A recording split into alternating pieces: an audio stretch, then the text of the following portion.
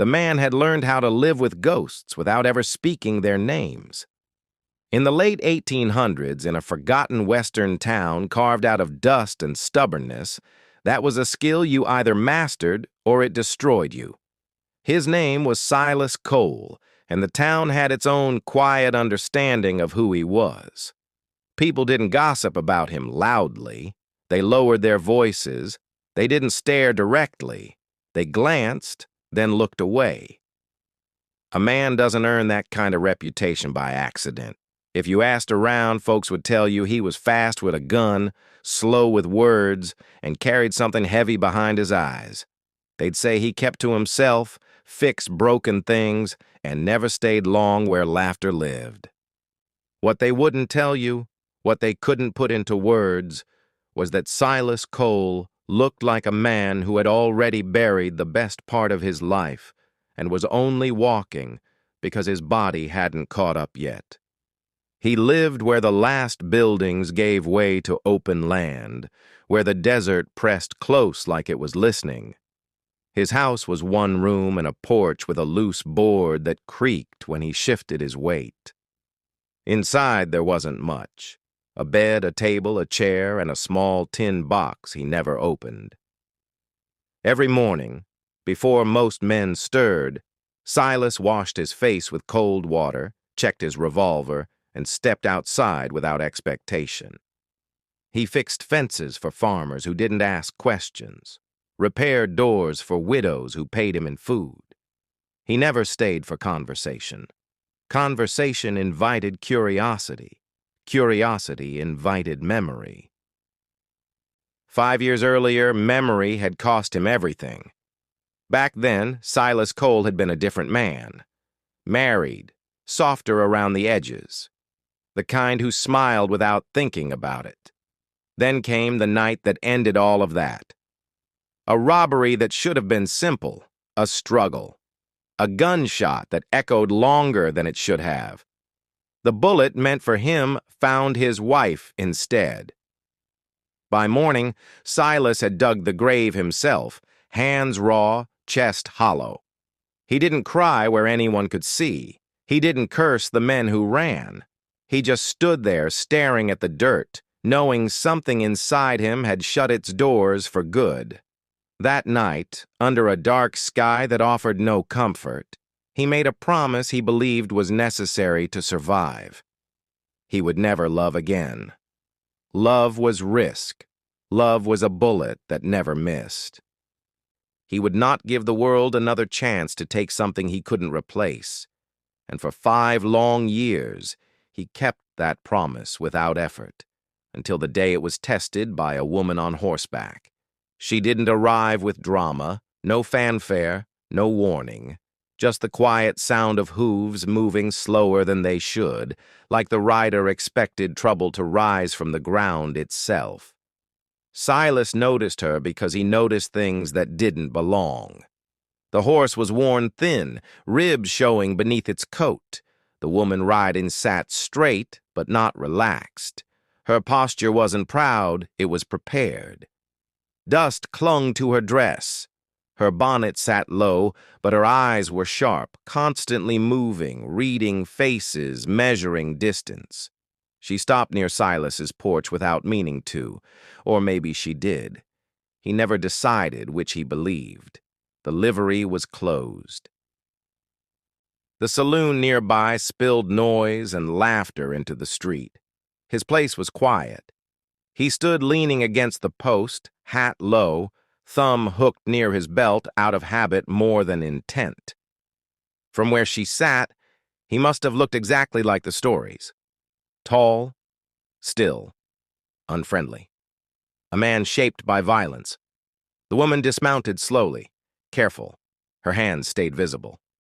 "Sir," she said, voice steady only because she forced it to be. "I was told this town was safe." The word hung between them, thin and fragile. Silas studied her without hurry. He saw the tremor she tried to hide, the way her breath caught just slightly, the way fear lived close to the surface. He'd seen fear before. He'd caused it. He didn't like seeing it now. Safe's a word folks use when they're already gone, he replied. It wasn't meant to wound. It was simply truth spoken the way he'd learned to speak it. She flinched, not dramatically, just enough to notice, and Silas noticed.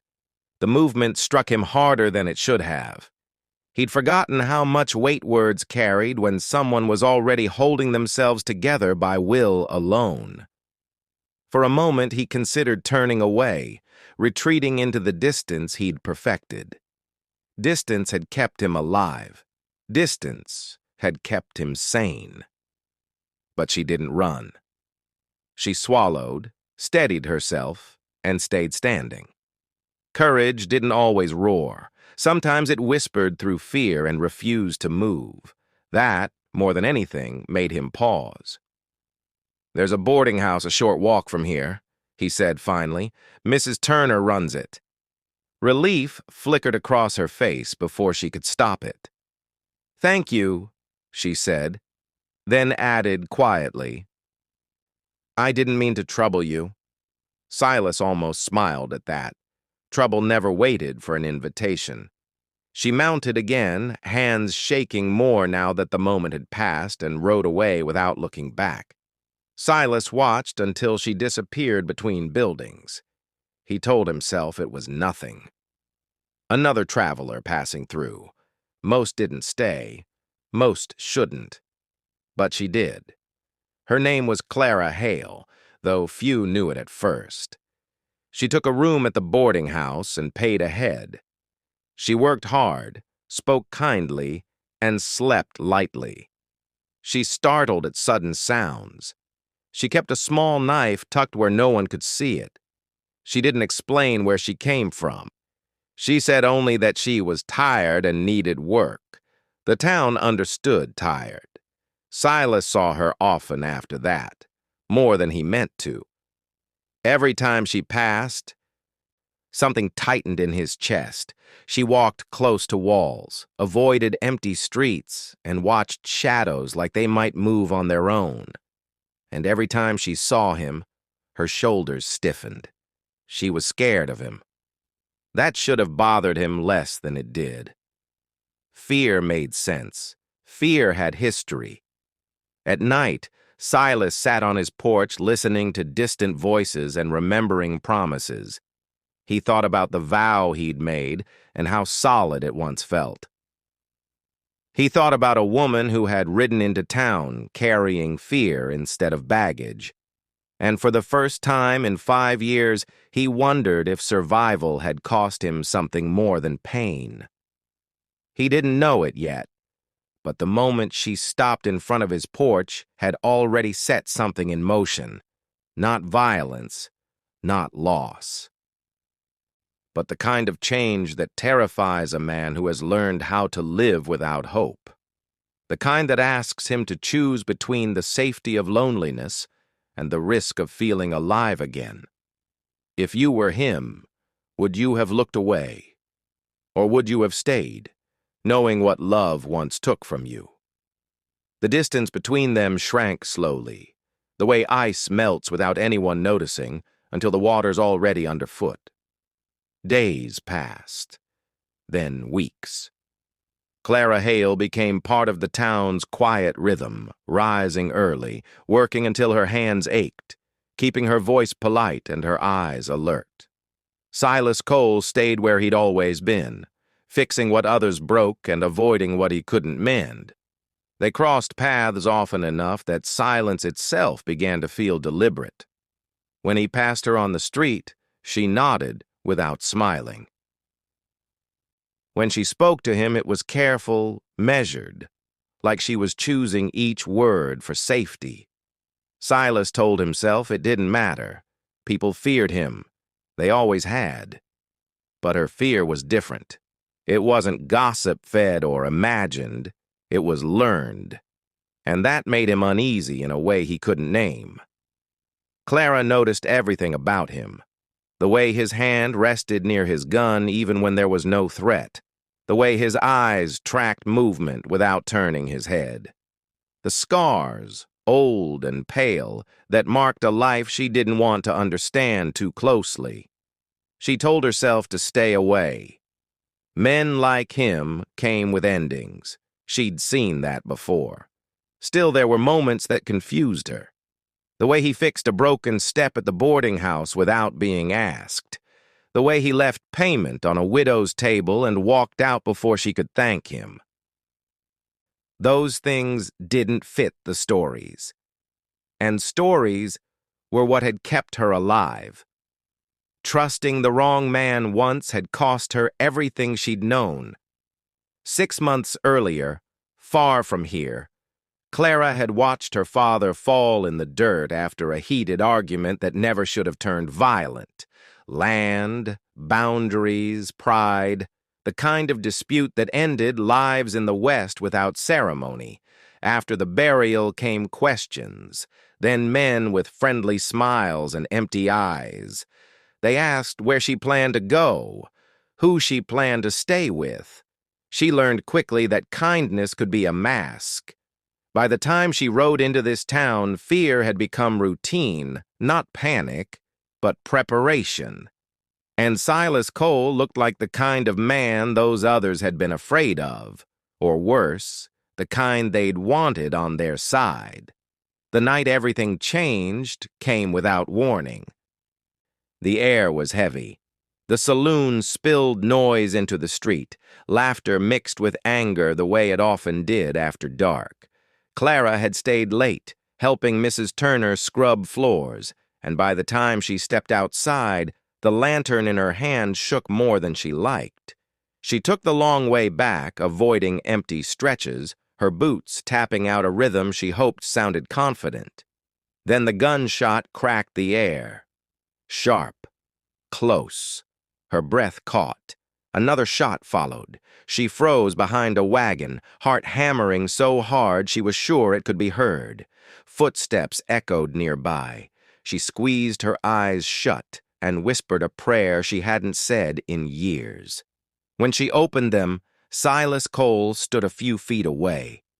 The lantern light caught the edge of his face, turning his eyes dark and unreadable. His hand hovered near his gun. To Clara, in that moment, he looked exactly like her worst memory. She raised her free hand instinctively, voice breaking. "Please," she said, the word escaping before she could stop it. "Don't." She didn't know what she was asking him not to do.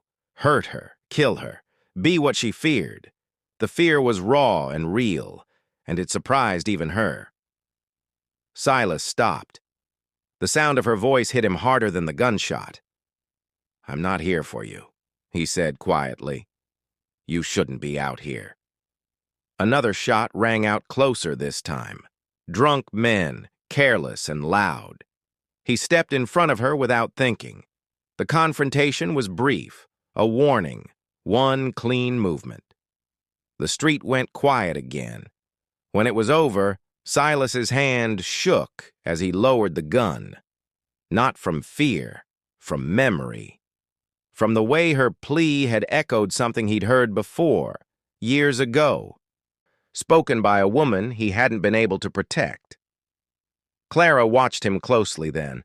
She saw the tension in his shoulders, the way he exhaled slowly like he was holding something back. "You saved me," she said, not accusing, not grateful, just honest. Silas didn't answer right away. "I did my job," he finally said. But they both knew it wasn't true. He'd done more than that. After that night, the space between them changed shape. Clara still feared him, but the fear had edges now. It was mixed with confusion, with questions. She replayed the moment over and over, the way he'd stepped in front of her, the way his hands shook afterward. Dangerous men didn't do that, not the ones she'd known. Silas, for his part, found her harder to ignore. He remembered the look in her eyes when she'd thought he was there to hurt her. It followed him into sleep. He realized then that his silence had consequences, that the legend built around him had weight, and that weight had nearly crushed someone who didn't deserve it. Weeks passed. Seasons edged forward. They spoke more, though never easily. Short conversations, practical things. You need that step fixed? Your horse's shoes loose. Sometimes she thanked him. Sometimes she didn't. Once she asked, "Why do people fear you?" The question was quiet, not confrontational. Silas thought about lying. He thought about walking away. Instead, he said, "Because they remember what I was when I had something to lose." Clara nodded slowly. She understood that better than he knew. She didn't ask more. Respect, he realized, was as rare as trust. The turning point came when Clara's past caught up with her. Two men rode into town one afternoon, asking questions that sounded harmless to anyone not listening closely. Silas listened. He saw the way Clara's face drained of color when she spotted them, the way her hands trembled despite her effort to stay composed. That night, she went to Silas's porch for the first time. She stood at the edge like she wasn't sure she was allowed to be there. "They found me," she said, "and I don't know what they want." Silas studied her, the fear she no longer tried to hide. "Are you asking me to protect you?" he asked. She shook her head. "No, I'm asking you not to be who I'm scared you are." The men left 2 days later. No violence, just words. Firm ones. Silas didn't draw his gun. He didn't threaten. He stood beside Clara and let her speak for herself. When it was over, she exhaled like she'd been holding her breath for months. That was the moment something broke open between them.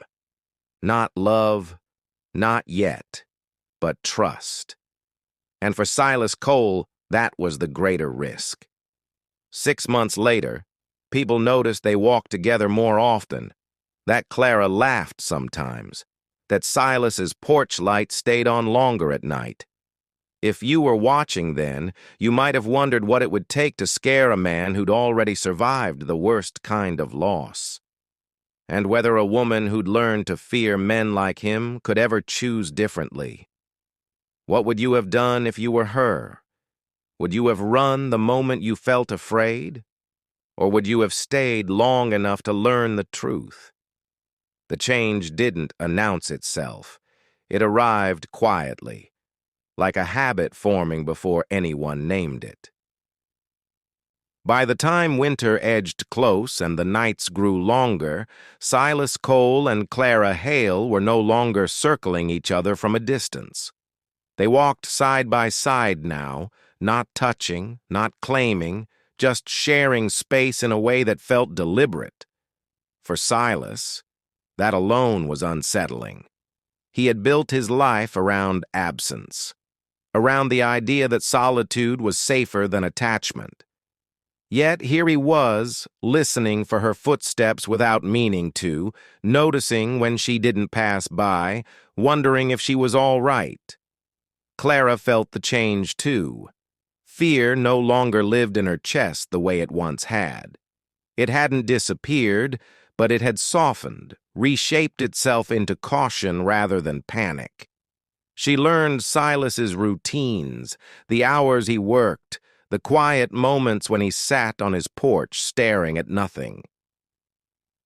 She learned when not to speak and when a question would be welcomed. She saw how carefully he treated broken things, as if every repair was an apology to the past. Slowly, against her better judgment, she stopped seeing him as a threat and began seeing him as a man who had survived something that nearly ended him. Still, love did not come easily. Silas resisted it with the same discipline he'd used to survive grief. He reminded himself of the grave he'd dug, the promise he'd made under a sky that didn't answer prayers. He told himself that Clara deserved a life untouched by the kind of loss he carried. At night, when memories crept close, he considered leaving. Disappearing before attachment took root. It would have been the simpler choice. But simplicity had already failed him once. The turning point came on a cold evening when Clara didn't return to the boarding house by nightfall. Mrs. Turner waited, then worried, then sent word. Silas heard before anyone else finished explaining. He didn't ask questions. He saddled his horse and rode out, guided by instinct and a fear he refused to name. He found her near the edge of open land, shaken but alive, having fallen when her horse stumbled. She sat on the ground, breath unsteady, eyes wide when she saw him approach. For a brief second, the old fear flickered. Then it faded. "I knew you'd come," she said. The words landed heavier than any bullet. As he helped her stand, she looked at him and spoke the truth she'd been carrying. "I was wrong about you," she said, "but I was also right to be afraid. We both were." Silas nodded. "Fear keeps us alive," he answered. "It just shouldn't keep us alone." That was the closest he'd come to speaking his heart aloud in years, and once spoken, it could not be taken back. After that night, the walls he'd built began to loosen. Not all at once. He didn't wake up transformed. He still flinched at memories, still hesitated before reaching for her hand. But when Clara spoke of leaving someday, he surprised them both by asking, "Would you stay?" She studied him carefully. "Would you let me?" she replied. That question mattered more than any promise. And Silas realized then that love wasn't the absence of fear. It was the choice to face it together. Time passed. Seasons turned. The town, quiet, observant, noticed. Silas smiled more. Clara slept more soundly. They shared meals, shared stories.